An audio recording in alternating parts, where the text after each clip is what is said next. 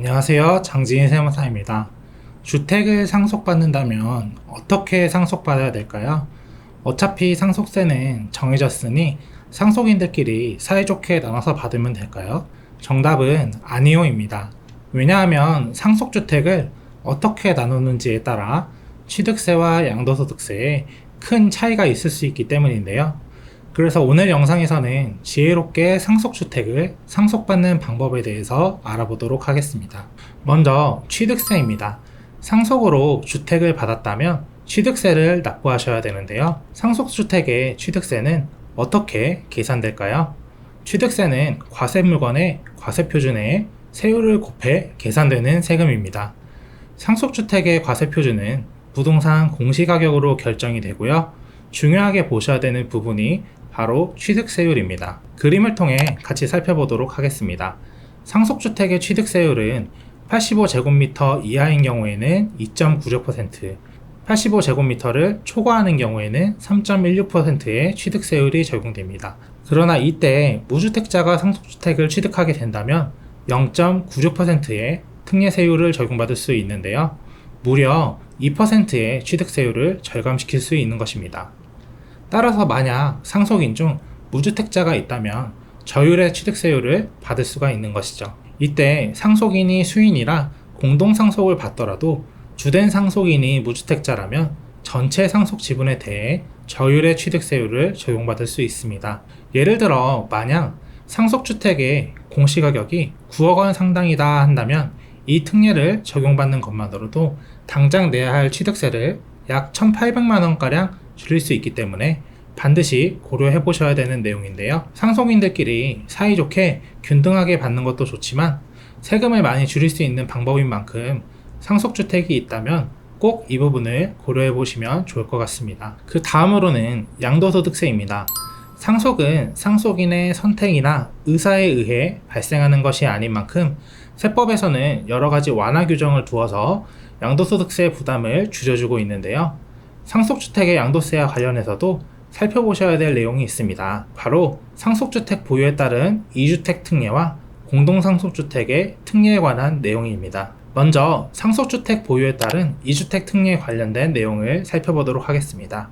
이 내용은 별도 세대원으로부터 상속받은 상속주택과 상속 개시일 당시 보유하고 있던 일반주택이 있다면 해당 세대가 일반주택을 양도하는 경우엔 한 개의 주택을 보유하고 있는 것으로 보아 1세대 1주택 비과세 판정을 해준다는 이야기입니다. 이때 양도소득세 비과세를 받기 위한 양도 순서는 상속 개시일 당시 보유하고 있던 일반주택을 먼저 양도해야 하고요. 그래서 상속 전에 보유하고 있던 일반주택을 먼저 양도하고 추후 비과세 요건을 갖춘 상속주택을 매도한다면 2주택 모두 비과세 적용이 가능해지게 되는 것입니다. 다만 여기서 한 가지 주의할 시점이 있는데요. 이 특례는 선순위 상속주택 한 채에만 적용이 된다는 것입니다. 이게 무슨 말이냐면 부모님이 남기신 주택이 한 채가 아니라 두 채 이상이라면 선순위 상속주택에 해당하는 주택에만 해당 내용이 적용된다는 것인데요. 이때 선순위 상속주택의 판단은 피상속인, 즉 부모님이 보유하신 기간, 그리고 거주하신 기간, 사망 당시 거주 여부, 기준 시가 순서대로 판단하게 됩니다. 즉 일반적으로는 부모님이 가장 오래 보유하신 주택이 선순위 상속주택에 해당되게 되는 것입니다. 그 다음으로는 공동상속주택 특례에 관한 내용입니다. 상속인이 수인인 경우 공동으로 주택을 상속받는 경우가 있는데요. 이때 공동상속주택의 소유자는 어떻게 판정하게 될까요? 공동상속주택의 소유자는 상속 지분이 가장 큰 자, 상속주택에 거주하는 자, 최연장자 순으로 그 소유자를 판정하도록 되어 있습니다.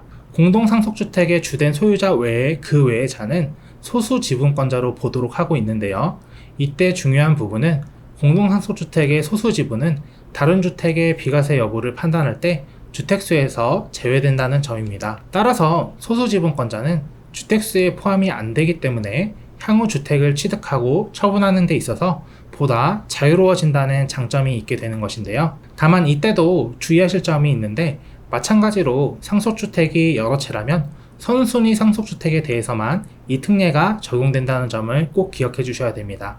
예를 들어서 상속주택이 두 채 이상이라면 후순위 상속주택에 대한 소수지분은 주택수에 포함되는 것인 거죠. 그리고 공동상속주택의 비과세와 장기보유 특별공제를 계산하기 위한 거주기간을 판정하는 방법은 해당 주택의 공동상속인의 거주기간 중 가장 긴 기간으로 판정하게 되어 있는 점도 기억해 주세요.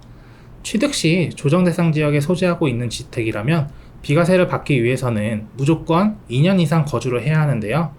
조정대상 지역 소재 상속주택을 상속받았다면 비과세를 받기 위해 2년을 거주해야 하는데, 이때 공동상속인 누구라도 거주를 2년 하기만 하면 상속받은 주택의 거주 요건을 인정해준다는 뜻입니다. 그래서 이런 점을 고려하셔서 가정의 상황에 맞는 상속재산의 분할 계획을 세우신다면 세금도 절세하고 가정의 니즈에도 부합하는 현명한 상속을 진행하실 수 있을 것이라 생각합니다. 네, 오늘 여기까지 상속주택에 관한 내용을 살펴보았는데요.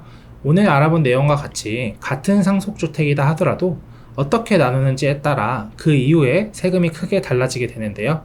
상속세 신고 시에 상속세를 내는 것도 중요하지만 향후 영향을 미칠 세금까지 고려해서 신고를 해야 한다는 점을 꼭 기억해 주시고요.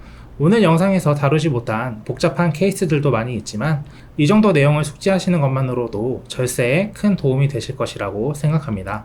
저는 상속이 발생한 상속과 관련해서 상속세 상담을 무료로 제공하고 있습니다. 이런 내용들까지 모두 고려해서 도와드리기 때문에 상담이 필요하신 분들은 아래 링크를 통해 신청해 주시면 감사하겠습니다. 시청해 주셔서 감사합니다.